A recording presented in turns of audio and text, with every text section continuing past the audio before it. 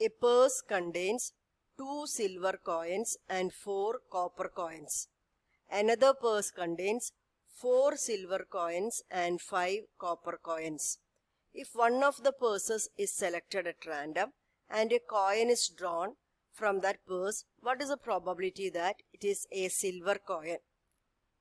അതാണ് നമ്മളെ ക്വസ്റ്റ്യൻ. അതായത് നമുക്ക് 2 പേഴ്സുകളാണുള്ളത്. ഇതുവരെ നോക്കിയ പ്രോബ്ലങ്ങളിലെല്ലാം നമ്മൾ ഒരു ബാഗ് അല്ലെങ്കിൽ ഒരു ഏണ് അതിൻ്റെ ഉള്ളിൽ നിന്ന് നമ്മൾ ബോളുകൾ സെലക്ട് ചെയ്യുന്നു അല്ലേ. അപ്പൊ ഇവിടെ എന്താണുള്ളത്? 2 പേഴ്സുകളാണുള്ളത്. ഫസ്റ്റ് പേഴ്സിന്റെ സ്ഥിതി എന്താണ്? ഫസ്റ്റ് പേഴ്സ് 2 സിൽവർ കോയിനും ഉണ്ട് ആൻഡ് 4 കോപ്പർ കോയിൻസും ഉണ്ട് അല്ലെ. അപ്പൊ ഫസ്റ്റ് പേഴ്സിൽ ആകെ 6 കോയിൻസ് ആണ് ഉള്ളത്. സെക്കൻഡ് പേഴ്സിന്റെ സ്ഥിതിയോ? സെക്കൻഡ് പേഴ്സിൽ 4 സിൽവർ കോയിൻസും ഉണ്ട്, 5 കോപ്പർ കോയിൻസും ഉണ്ട്. ടോട്ടൽ 9 കോയിൻസ് ആണ് കിടക്കുന്നത്. അപ്പൊ നമ്മൾ എന്താ ചെയ്തതെന്ന് വെച്ചാൽ ഇവിടെ ഒരൊറ്റ സ്റ്റേജ് അല്ല ഈ റാൻഡം എക്സ്പെരിമെന്റ് ഉള്ളത്. നമ്മൾ ആദ്യം ഈ 2 പേഴ്സുകളുടെ ഇടയിൽ നിന്ന് ഒരു പേഴ്സ് നമ്മൾ സെലക്ട് ചെയ്തു. One of the purses is selected at random. 2 പേഴ്സുകൾ ഇരിക്കുന്നുണ്ട്, ഒരു പേഴ്സ് ഞാൻ സെലക്ട് ചെയ്തു. അതിനുശേഷമാണ് ഞാൻ എന്ത് ചെയ്യുന്നത്? ഒരു കോയിന് പേഴ്സിന്റെ ഉള്ളിൽ നിന്ന് എടുക്കുന്നത്. അപ്പം ഫസ്റ്റ് ബാഗ് സെലക്ഷൻ അല്ലെങ്കിൽ പേഴ്സ് സെലക്ഷൻ ആണ് ഇവിടെ നടക്കുന്നത്. അതിനുശേഷമാണ് നമ്മൾ കോയിൻ സെലക്ഷൻ നടത്തുന്നത്. What is the probability that it is A silver coin? ഇതാണ് നമ്മളെ ക്വസ്റ്റ്യൻ. നമുക്ക് നോക്കാം ഈ ക്വസ്റ്റ്യൻ എങ്ങനെയാണ് ചെയ്യണമെന്ന്. ഇവിടെ നമ്മളുടെ റാൻഡം എക്സ്പെരിമെന്റ് ഒരു 2 സ്റ്റേജ് റാൻഡം എക്സ്പെരിമെന്റ് ആണ്. 2 ഘട്ടങ്ങളായിട്ടാണ് നമ്മുടെ റാൻഡം എക്സ്പെരിമെന്റ് നടക്കാൻ പോകുന്നത്. 2 സ്റ്റേജ് ആണ് റാൻഡം എക്സ്പെരിമെന്റ് ഉള്ളത്. അപ്പോൾ ഫസ്റ്റ് സ്റ്റേജിൽ എന്താണ് സംഭവിക്കുന്നത്? ഫസ്റ്റ് സ്റ്റേജിൽ നമ്മളെ പേഴ്സ് ആണ് സെലക്ട് ചെയ്യുന്നത്. ഫസ്റ്റ് സ്റ്റേജ് എന്താണ്? Purse selection. അതാണ് ഫസ്റ്റ് സ്റ്റേജിൽ നടക്കുന്നത്. ആൻഡ് സെക്കൻഡ് സ്റ്റേജിൽ നടക്കുന്നത് എന്താണ്? സെക്കൻഡ് സ്റ്റേജിലാണ് നമ്മൾ കോയിൻ സെലക്ഷൻ നടക്കാൻ പോകുന്നത്. അപ്പോൾ ഫസ്റ്റ് സ്റ്റേജിൽ നടക്കുന്നത് പേഴ്സ് സെലക്ഷനും സെക്കൻഡ് സ്റ്റേജിൽ കോയിന്റെ സെലക്ഷനുമാണ് നടക്കാൻ പോകുന്നത്. അപ്പം ഇങ്ങനത്തെ 2 സ്റ്റേജ് റാൻഡം എക്സ്പെരിമെന്റുകളിൽ നമ്മൾ ആ ഇവന്റുകൾക്ക് പേര് കൊടുക്കുന്നത് ഒരു പാറ്റേണിലാണ്. അതായത് ഫസ്റ്റ് സ്റ്റേജിൽ നടക്കാൻ സാധ്യതയുള്ള ഇവന്റുകളെ നമ്മൾ സാധാരണ B1 B2 എന്നൊക്കെയാണ് പേര് കൊടുക്കുന്നത്. B1 B2 എന്നൊക്കെയാണ് പേര് കൊടുക്കുക. ഇപ്പം 3 പേഴ്സുകൾ ഉണ്ടെങ്കിൽ B3 എന്നൊക്കെ കൊടുക്കും. ആൻഡ് സെക്കൻഡ് സ്റ്റേജിന്റെ നടക്കുന്ന ഇവന്റ് നമുക്ക് പ്രോബബിലിറ്റി കണ്ടുപിടിക്കാൻ പറ്റുന്ന ഇവന്റ് ഉണ്ടല്ലോ, അതിന് നമ്മൾ A എന്ന് പറഞ്ഞ ലെറ്റർ കൊണ്ട് ഡിനോട്ട് ചെയ്യും.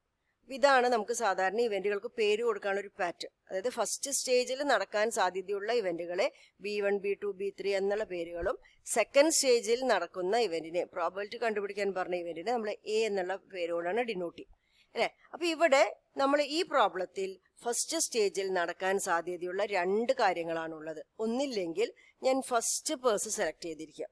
അതിന് ഞാൻ എന്ത് കൊടുക്കുന്നു? B1 എന്ന് പറഞ്ഞ ലെറ്റർ കൊണ്ട് ഡിനോട്ട് ചെയ്യുന്നു. അപ്പോൾ what is B1? B1 is selecting first purse. ആദ്യത്തെ പേഴ്സ് സെലക്ട് ചെയ്യുന്നതിന് ഞാൻ B1 എന്ന് കൊടുക്കുന്നു. And what is B2? Selecting second purse. അപ്പോൾ ആദ്യത്തെ സ്റ്റേജിൽ ഒന്നില്ലെങ്കിൽ B1 നടന്നിരിക്കാം, ഫസ്റ്റ് പേഴ്സ് സെലക്ട് ചെയ്തിരിക്കാം, അല്ലെങ്കിൽ സെക്കൻഡ് പേഴ്സ് സെലക്ട് ചെയ്തിരിക്കാം. അതിനുശേഷമാണ് നമ്മൾ സെലക്ട് ചെയ്ത പേഴ്സ് നമ്മൾ കയ്യിൽ കിട്ടിയ ശേഷമാണ് നമ്മൾ അത് തുറന്നിട്ട് അതിൻ്റെ ഉള്ളിൽ നിന്ന് ഒരു കോയിനെ സെലക്ട് ചെയ്യുന്നത് അല്ലേ. അപ്പം നമ്മൾ ആ കോയിൻ സിൽവർ കോയിൻ ആവാനുള്ള പ്രോബബിലിറ്റിയാണ് നമ്മളോട് ചോദിച്ചിരിക്കുന്നത്. അപ്പോൾ A is equal to selecting a silver coin. ഒരു സിൽവർ കോയിൻ സെലക്ട് ചെയ്യുക എന്ന് പറഞ്ഞ ഇവന്റിന് ഞാൻ A എന്ന് പേര് കൊടുത്തു. അപ്പോൾ നമുക്ക് 3 ഇവന്റുകളാണ്. ഫസ്റ്റ് സ്റ്റേജിൽ 2 ഇവന്റുകളും ആൻഡ് സെക്കൻഡ് സ്റ്റേജിലുള്ള ഇവന്റ് Aയും ആണ്. അപ്പൊ ഇങ്ങനെ ഇവന്റുകൾക്ക് പേര് കൊടുത്ത ശേഷം നമ്മൾ നമ്മളെ പ്രോബ്ലത്തിലേക്ക് കടക്കാൻ പോവുകയാണ്. അപ്പൊ നമ്മൾ ഫസ്റ്റ് നോക്കാൻ പോകുന്നത് പിന്നെ നമ്മളോട് ചോദിക്കുന്നത് what is the probability of getting A silver coin എന്നാണ്. ഒരു സിൽവർ കോയിൻ കിട്ടാനുള്ള പ്രോബബിലിറ്റി എന്താണ് എന്നാണ് ക്വസ്റ്റ്യനിൽ ചോദിച്ചിരിക്കുന്നത്. അപ്പൊ എങ്ങനെയൊക്കെ നമുക്ക് സിൽവർ കോയിൻ കിട്ടാം എന്നാണ് നമ്മൾ ആദ്യം ആലോചിക്കുന്നത്. സിൽവർ കോയിൻ കിട്ടണമെങ്കിൽ നമ്മൾ തുടങ്ങുമ്പോൾ നമ്മുടെ കയ്യിൽ 2 പേഴ്സുകൾ മാത്രമാണ് ഇരിക്കുന്നുണ്ടായിരുന്നത് അല്ലെ. പിന്നെയാണ് പേഴ്സ് തുറന്നിട്ട് കോയിൻ എടുക്കേണ്ട ആവശ്യമുള്ളൂ അല്ലെ. അപ്പൊ പേഴ്സുകൾ ഉള്ള സ്ഥാനത്ത് നമ്മൾ ആദ്യം എന്ത് ചെയ്യണം? സിൽവർ കോയിൻ കിട്ടാൻ 2 വഴികളുണ്ട്. ഒന്നില്ലെങ്കിൽ ഞാൻ എങ്ങനെ ചെയ്തിട്ടുണ്ടാവും? ഞാൻ ഫസ്റ്റ് പേഴ്സ് സെലക്ട് ചെയ്തിട്ടുണ്ടാവും, എന്നിട്ട് ആൻഡ് അതിൻ്റെ ഉള്ളിൽ നിന്ന് ഒരു സിൽവർ കോയിൻ എടുത്തിരിക്കാം, അങ്ങനെ നടന്നിരിക്കാം. ഓർ അല്ലെങ്കിൽ വേറൊരു പോസിബിലിറ്റി എന്താണ്? ഞാൻ സെക്കൻഡ് പേഴ്സ് സെലക്ട് ചെയ്തിരിക്കാം ആൻഡ് അതിൻ്റെ ഉള്ളിൽ നിന്ന് ഒരു സിൽവർ കോയിൻ സെലക്ട് ചെയ്തിരിക്കും. അപ്പൊ നമ്മൾ എങ്ങനെയാണ് അതിനെ എഴുതുന്നത്? Selecting first purse and selecting a silver coin. ഒരു സിൽവർ കോയിനെ അതിൻ്റെ ഉള്ളിൽ നിന്ന് സെലക്ട് ചെയ്യാം. ഇങ്ങനെ എനിക്ക് സിൽവർ കോയിൻ കിട്ടിയിരിക്കാം. ഓർ അല്ലെങ്കിൽ എനിക്ക് ഇങ്ങനെ കിട്ടിയിരിക്കാം, selecting the second purse and from that selecting a silver coin. ഇങ്ങനെയും എനിക്ക് സിൽവർ കോയിൻ കിട്ടാം. അപ്പം അങ്ങനെ രണ്ട് രീതിയിലാണ് നമുക്ക് സിൽവർ കോയിനെ കിട്ടുന്നത്. ഇനി നമ്മൾ ഇതിനെ ഓരോന്നിനെയും നമ്മളെ ലാംഗ്വേജ്, പ്രോബബിലിറ്റി ലാംഗ്വേജിലേക്ക് മാറ്റിയിട്ട് എഴുതാം. അപ്പോൾ പ്രോബബിലിറ്റി ഓഫ് സിൽവർ കോയിൻ കിട്ടുക എന്നുള്ളതിന് നമ്മൾ എ എന്നാണ് എഴുതിയിരിക്കുന്നത് അല്ലേ. That is equal to probability of selecting the first purse select ചെയ്യുക എന്ന് പറയുന്നതിനെ ഞാൻ എന്തുകൊണ്ടാണ് ഡിനോട്ട് ചെയ്തിരിക്കുന്നത്, B1. ആൻഡ് എന്ന് പറഞ്ഞാൽ നമുക്കറിയാം ഇന്റർസെക്ഷൻ വെച്ചിട്ടാണ് നമ്മൾ എഴുതുക. And selecting a silver coin, എന്നിട്ടൊരു സിൽവർ കോയിൻ കിട്ടും. സിൽവർ കോയിൻ കിട്ടുന്നതിന് ഞാൻ എ കൊണ്ടാണ് ഡിനോട്ട് ചെയ്യുന്നത്. ഓർ എന്നാണ് പിന്നെ വന്നിരിക്കുന്നത്. ഓറിനെ നമ്മളെ ലാംഗ്വേജിൽ നമ്മൾ യൂണിയൻ കൊണ്ടാണ് ഡിനോട്ട് ചെയ്യുന്നത്. Then selecting the second purse, that is B2 and intersection എന്ന് വരുന്നു. Selecting a silver coin, that is A. ഇങ്ങനെയാണ് നമ്മൾ ഈ പ്രോബ്ലത്തിനെ എഴുതുന്നത്. രണ്ട് സ്റ്റേജ് ഉള്ള ഒരു പ്രോബ്ലത്തിന് നമ്മൾ എങ്ങനെയാണ് അതിന്റെ പ്രോബബിലിറ്റി എഴുതുന്നത്, P of A is equal to P of B1 intersection A union B2 intersection A. ഈ B1 ഇന്റർസെക്ഷൻ എയും B2 ഇന്റർസെക്ഷൻ എയും എങ്ങനത്തെ ഇവന്റുകളാണ്, നമ്മൾ ഒന്നില്ലെങ്കിൽ ഫസ്റ്റ് പേഴ്സ് സെലക്ട് ചെയ്തിട്ട് ഒരു സിൽവർ കോയിൻ എടുക്കും, അല്ലെങ്കിൽ സെക്കൻഡ് പേഴ്സ് സെലക്ട് ചെയ്തിട്ട് ഒരു സിൽവർ കോയിൻ എടുക്കും. അല്ലാതെ ഈ രണ്ട് ഇവന്റുകൾ ഒന്നിച്ച് നടക്കുമോ, ഞാൻ ഫസ്റ്റ് പേഴ്സും സെക്കൻഡ് പേഴ്സും എല്ലാം ഒരുമിച്ച് സെലക്ട് ചെയ്യോ, ഇല്ല, അങ്ങനത്തെ ഇവന്റ് നടക്കില്ല അല്ലെ. അതിന്റെ അർത്ഥം എന്താണ്, ഈ രണ്ട് ഇവന്റുകൾക്ക് ഒന്നിച്ച് സംഭവിക്കാൻ പറ്റുകയില്ല. അപ്പം അങ്ങനത്തെ ഇവന്റുകൾ നമ്മൾ എന്താ പറയുന്നത്, മ്യൂച്വലി എക്സ്ക്ലൂസീവ് ഇവന്റ്സ്. അപ്പൊ ഈ രണ്ട് ഇവന്റുകൾ ദേ ആർ മ്യൂച്വലി എക്സ്ക്ലൂസീവ്. അപ്പൊ രണ്ട് ഇവന്റുകൾ മ്യൂച്വലി എക്സ്ക്ലൂസീവ് ആണെങ്കിൽ, if A and B are mutually exclusive, P of A union ബിനെ നമ്മൾ എങ്ങനെ എഴുതും, P of A plus P of B എന്ന് നമുക്ക് എഴുതാം. അപ്പൊ ഇവിടെ എയും ബിയുടെയും സ്ഥാനത്ത് B1 ഇന്റർസെക്ഷൻ എയും B2 ഇന്റർസെക്ഷൻ എയും ആണ് വന്നിരിക്കുന്നത്. അപ്പൊ നമുക്ക് അയാൾ എങ്ങനെ എഴുതാം, P of B1 intersection A plus P of B2 intersection A. അങ്ങനെ എഴുതാനുള്ള റീസൺ ഈ രണ്ട് ഇവന്റുകളും മ്യൂച്വലി എക്സ്ക്ലൂസീവ് ആണ് എന്നുള്ളതാണ് അല്ലെ. അപ്പൊ നമ്മൾ യൂണിയനെ മ്യൂച്വലി എക്സ്ക്ലൂസീവ് ആണ് എന്നുള്ള കാര്യം കൊണ്ട് പ്ലസ് ആക്കി എഴുതി അല്ലെ. പിന്നെ ഇവിടെ നിൽക്കുന്നത് ഇന്റർസെക്ഷൻ ആണ്. P of B1 intersection A and P of B2 intersection A.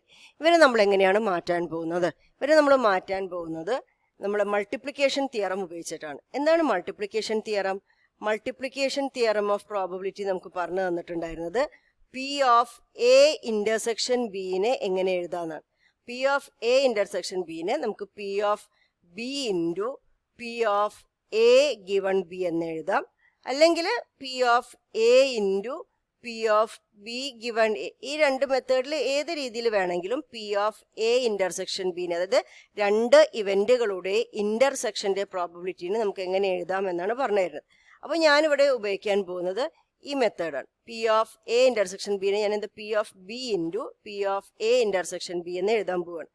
അപ്പൊ P of B1 ഇന്റർസെക്ഷൻ എനെ ഞാൻ എങ്ങനെ എഴുതുന്നു, P of B1 into P of A given B1.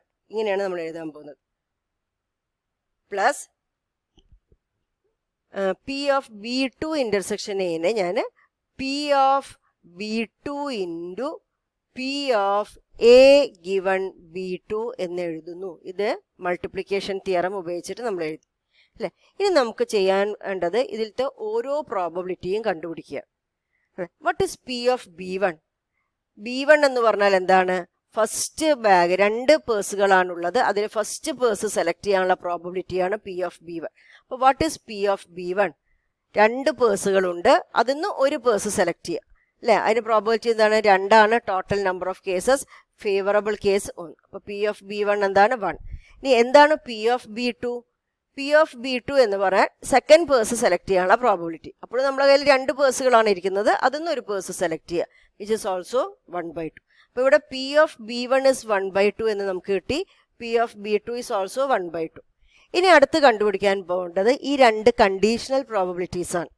ഈ കണ്ടീഷണൽ പ്രോബബിലിറ്റി കൊണ്ട് നമ്മൾ എന്തായിരുന്നു ഉദ്ദേശിച്ചിട്ടുണ്ടായിരുന്നത്, P of A given B1 എന്ന് പറഞ്ഞാൽ probability of the event A, അതായത് സിൽവർ കോയിൻ കിട്ടാനുള്ള പ്രോബബിലിറ്റി ഗിവൺ ദാറ്റ് B1 എന്ന് പറഞ്ഞ event has already happen. B1 എന്ന് പറഞ്ഞ ഇവന്റ് ഓൾറെഡി നടന്നു കഴിഞ്ഞു എന്ന് നമുക്കറിയാം.